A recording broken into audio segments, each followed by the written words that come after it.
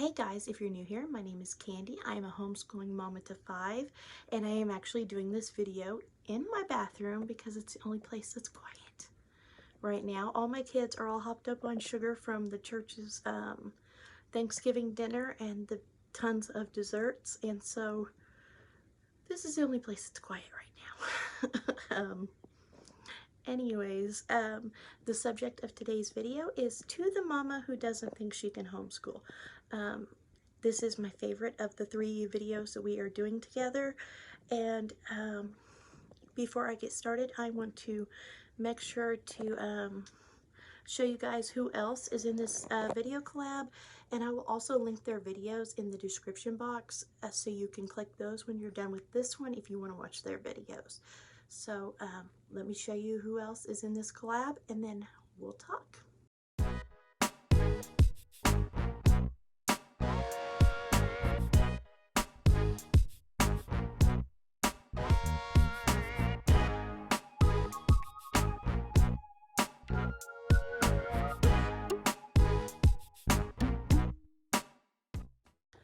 Okay guys, so let's start with the first one on my list.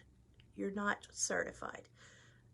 Unless where you live requires it, you don't need to be. I mean, really, yeah, it's up to you. I mean, you are your child's best teacher. You really are. And worst case scenario, you're going to learn along with them. When I was in school, we didn't do history ever. Like, we would clean the gym and things because our gym coaches were our history teachers. And so when we do history, I am learning it all with my kids, and that's okay because you're showing your kids that it's never too late to learn new things. Okay, so the second one is special needs. I know, for instance, my second of my kids, she has an auditory and a visual processing disorder, and she's dyslexic. And so it's good and it's bad because yes, schools have staff who help with things, but they also have overcrowding and things like that. And the good thing about having a child with special needs homeschooled is that you can choose who's helping them. You can choose the occupational therapist, a speech therapist, and you can get your kids help that they need and not just the help that the school actually can provide or sort of provide. I know when we switched to homeschooling and my daughter started doing speech therapy and things, she took off. And that was because we found an amazing speech therapist, and we found her an occupational therapist, and we worked our schedule around making sure she made those appointments. So, and I know I have friends whose kids have special needs, and it's hard for them because they kind of feel alone. So I think you have to have your tribe, and you have to be able to be sure to help each other, lift each other up, help each other. Maybe when you're overwhelmed, give each other a day off, something like that. But it's still, at least you can give your child that. You can give your child that person that you know you can trust your child with. Because that's a huge thing, because sometimes children can't necessarily tell you what's going on or what kind of help they need or who they feel good or safe with. Okay, so the next thing I want to talk about was patience. Obviously, I don't have patience because I'm locked in my bathroom right now.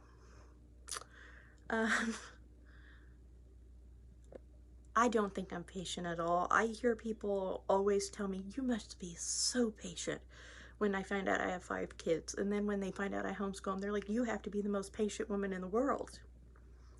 And I do think I used to be a lot less patient, but I think that homeschooling my kids has really helped that, because I think I had to let go of who I felt like I had to be to become the person they need me to be. And part of that is being a much more patient parent, which doesn't just affect our homeschooling, that affects our whole lives as a general. Can you work in homeschool? Yeah, I used to work double weekend shifts at a nursing home, 5 a.m. to 10 p.m. every Saturday and Sunday. Mondays, I was a zombie. Tuesday through Friday, I homeschooled my kids. I did it because I needed to make it work for us. I still needed the income, but I also did not feel like I should have my kids in public school.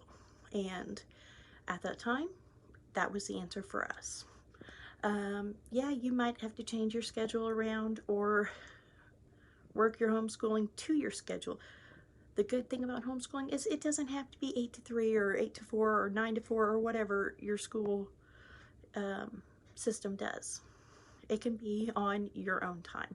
It can be on nights. It can be on weekends. It's whatever works for your family.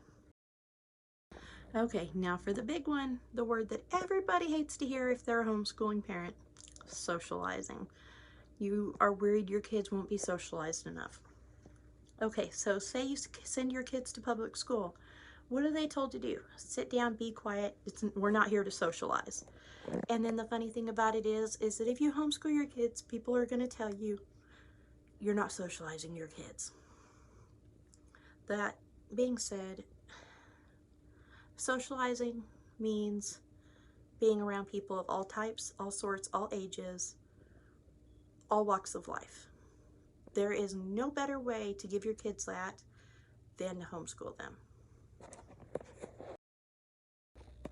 I mean, think about it. You have a homeschool co-op. There are people of different religions, walks of life in your homeschool co-op. There are people at the park. There are people at the zoo, at the library, at the store, people at church. We had missionaries from Africa today at church. That was, you know, something really neat for the kids to get to learn about. There's Awanas type of things. If you guys have that at your church, our church has Awanas on Wednesday nights. So people from all over bring their kids to that. And then, like I said, co-op, just everything. I mean, if you run into me at Walmart, I'm going to be the most awkward person on the planet. Like I don't do people well unless I really click with that person and I'm not a nervous wreck, or if I've known that person for a good year or two or more, I'm pretty much like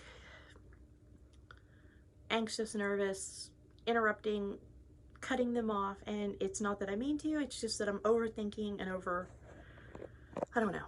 Anyways, that being said, my kids are not that way. My kids are the most social butterflies you will ever meet. They run to greet people. They know everybody. And they know they're polite, they're kind. My 9-year-old's favorite thing to do is go to the nursing home. She loves nothing more than to go pass out cups of ice water and snacks to the elderly and sit and listen to them tell her stories. It's good for them. It's good for her. I don't know how else to explain.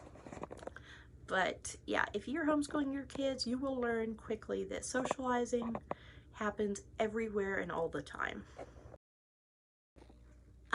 Maybe you think you can't homeschool because of the cost. Homeschooling doesn't have to cost anything. If you have a library card and you don't rack up tons of library fines like we do, you can homeschool your kids from the library for free. You can go to library programs or homeschooling programs and things in your area that are free. There are always tons of resources. You look on Facebook, you find your local homeschooling group, and you just keep an eye out for the free things that are going on. You can homeschool your kids for free. It's possible. I've done it in previous years and it's worked out. If, you know, things are tight and you do what you have to do, that's what's important for your family, right? Then you make it work. You can check out, I didn't know this and we already own them, but you can check out the whole Story of the World series from the library, and you can check out the audiobooks.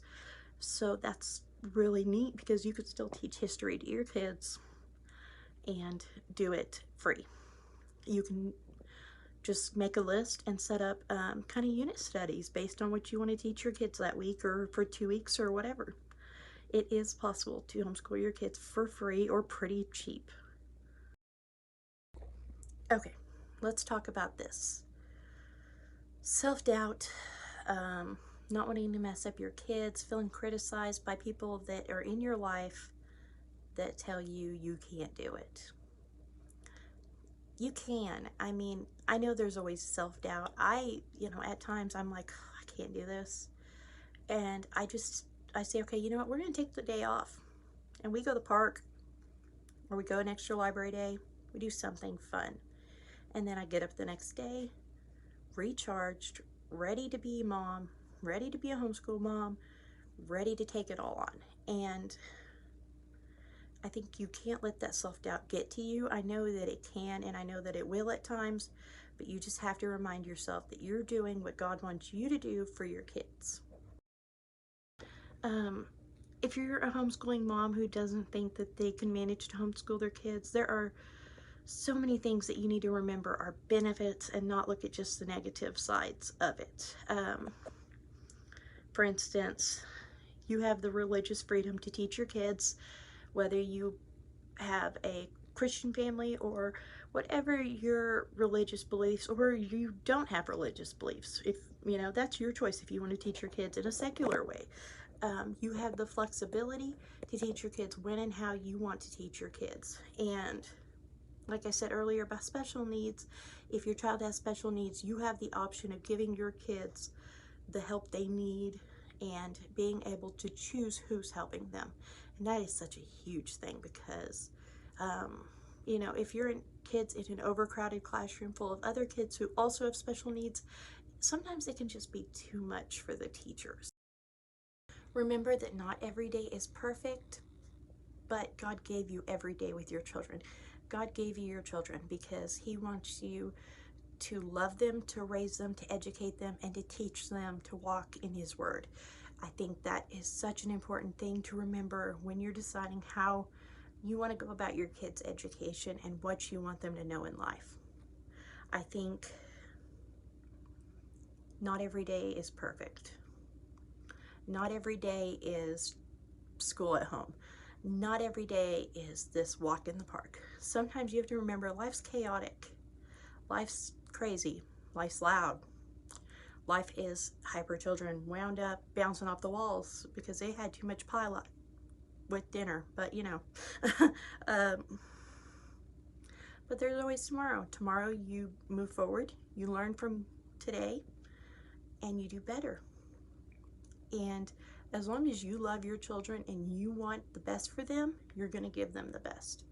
So I hope that I was at least helpful or encouraging to you if you are doubting or questioning your abilities to homeschool your children. If you enjoyed this video, I hope that you'll give it a thumbs up. Subscribe if you're not already a subscriber so you don't miss any other videos about homeschooling, large family life, cooking, grocery hauls, all that fun stuff. Or if you just want to come along with us for our day in the life videos, because those are tons of fun with 5 very energetic kids. So, anyways, I really do hope you enjoyed this video, and I will see you guys next time. And don't forget to check out the other videos in this collaboration. Bye!